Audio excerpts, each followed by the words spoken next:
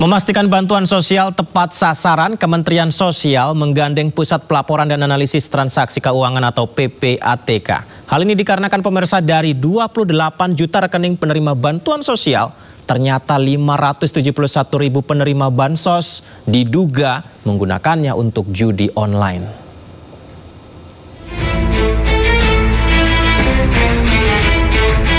Kementerian Sosial menggandeng Pusat Pelaporan dan Analisis Transaksi Keuangan atau PPATK guna memastikan bantuan sosial atau bansos dapat tepat sasaran.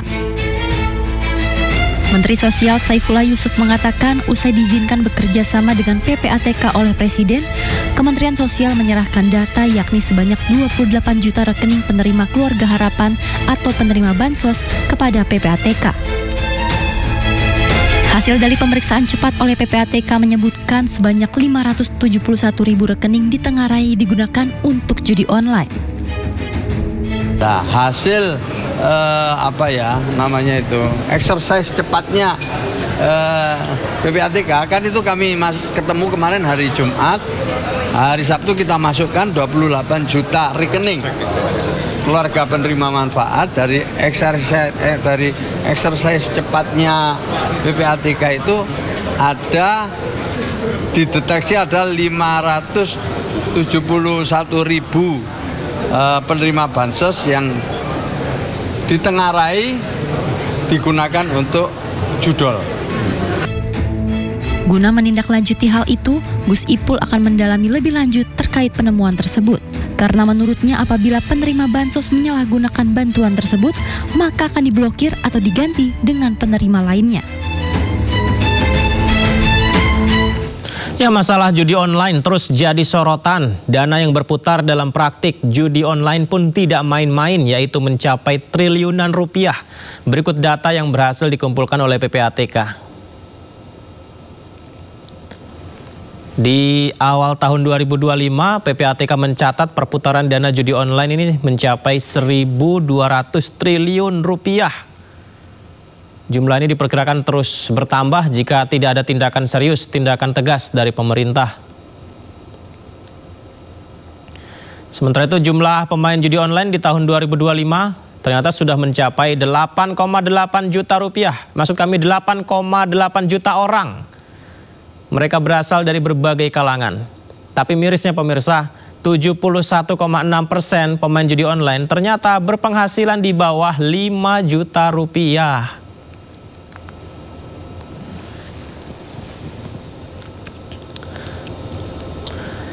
Ya, jelang sidang tuntutan, nama mantan Menkominfo Budi Aris Setiadi disebut-sebut para terdakwa di persidangan. Publik pun bertanya-tanya, apakah Budi Aris terlibat di kasus pengamanan judi online?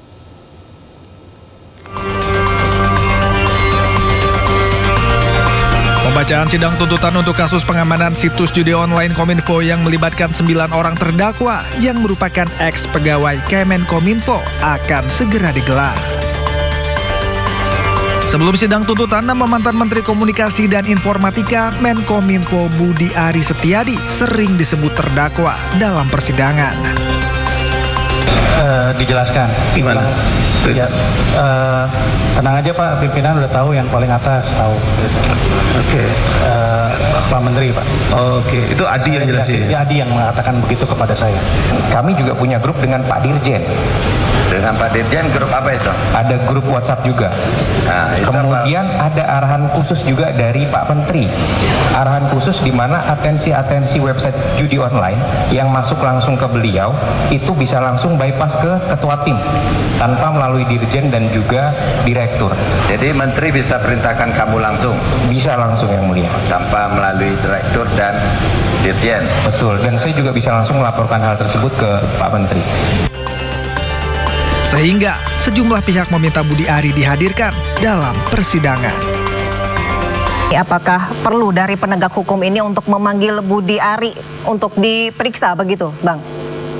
Saya kira sangat perlu, jadi dipanggil, terus kalau perlu dikonfrontir karena memang di penyidikan itu dimungkinkan, dengan dikonfrontir itu kan nanti akan lihat keterangan saksi ini bagaimana, uang yang diserahkan kabarnya yang diduga 50% tadi itu bagaimana, Siapa yang menampung duluan? Siapa yang menampung uang parkiran daripada uang tersebut? Siapa bensusnya, bendara khususnya? Kenapa bisa mengakses? Tadi ada pegawai-pegawai dalam persidangan bilang berkaitan tentang bisa kok langsung mengakses kepada menteri. Ini kan berkaitan dengan uang gede.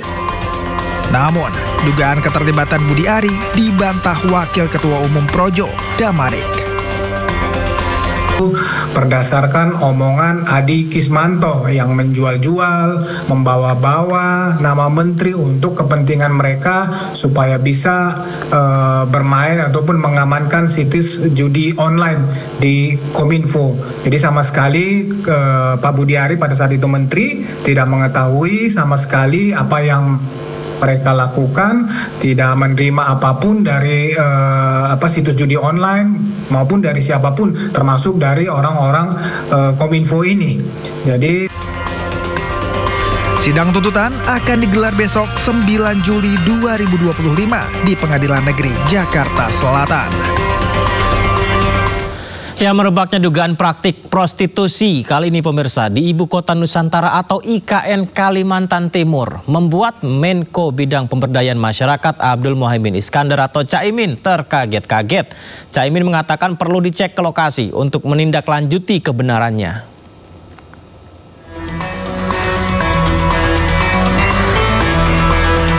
Menjamurnya praktek prostitusi di ibu kota negara IKN Kalimantan Timur terbukti dengan ditertibkannya sekitar 64 perempuan yang diduga sebagai penjajah seks komersial atau PSK di kawasan IKN sepanjang tahun 2025. Penertiban ini dilakukan Satuan Polisi Pamong Praja Kabupaten Penajam Pasir Utara di sekitar wilayah ibu kota baru Republik Indonesia tersebut. Berdasarkan penyelidikan, para pelaku praktek prostitusi kebanyakan berasal dari Samarinda, Balikpapan, Bandung, Makassar, dan Yogyakarta, serta sejumlah lokasi lainnya. Saat dikonfirmasi tentang temuan ini, Menteri Koordinator Bidang Pemberdayaan Masyarakat Abdul Muhaimin Iskandar atau Caimin terlihat kaget. Ia bahkan menyebut kata gawat hingga 3 kali saat menanggapi pernyataan awak media dan mengaku akan melakukan tindak lanjut untuk memastikan kebenarannya. Katanya banyak PSK menjamur nih Gus, ini Gus sebagai menteri ada gimana? Waduh, masa ya? Iya Gus, lagi ada laporan seperti itu. Waduh. Dalam online juga Gus, maksudnya bisnis online. Kok bisa gawat gitu? Wah, ini harus dicek, ini harus dicek.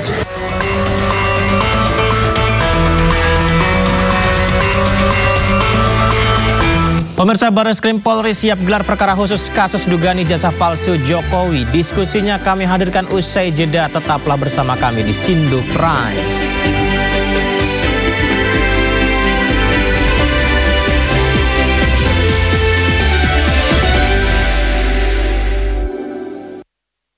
Viral dan mendunia Ryan Arhandika. Kita kembali ke dalam negeri pemirsa. Informasi Ryan Arhandika yang melalui tarian aura farming. Bocah asal Kabupaten Kuantan Singingi Riau ini ditunjuk jadi Duta Pariwisata Riau.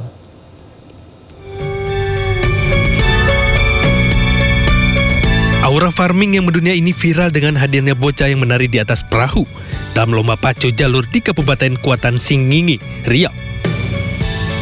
Aura farming ini mendunia lantaran banyak kalangan selebritas Indonesia maupun dunia yang mengikuti gerakan tersebut dan videonya viral di media sosial.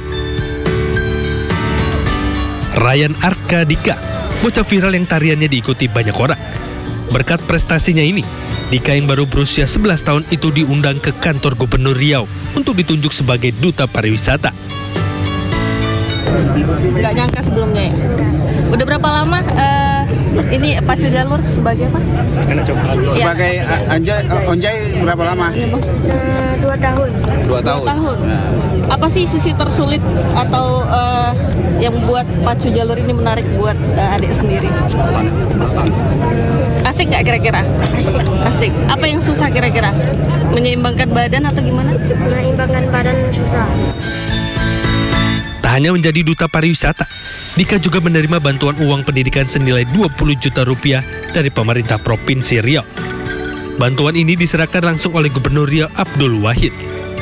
Ini merupakan momen yang baik bagi saya sebagai pemimpin dalam rangka mempromosikan budaya dan tradisi Riau.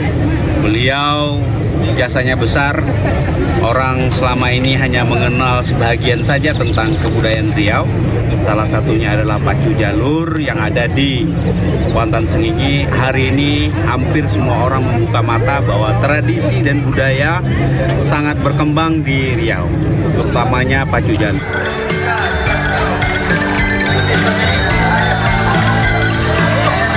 Usai ditetapkan menjadi Duta Pariwisata, Dika bersama sejumlah pejabat eselon Pemprov Riau berkesempatan memparodikan tarian aura farming yang viral dan mendunia. Terpilihnya Dika jadi Duta Pariwisata Riau diharapkan dapat terus memperkenalkan wisata Riau ke dunia internasional.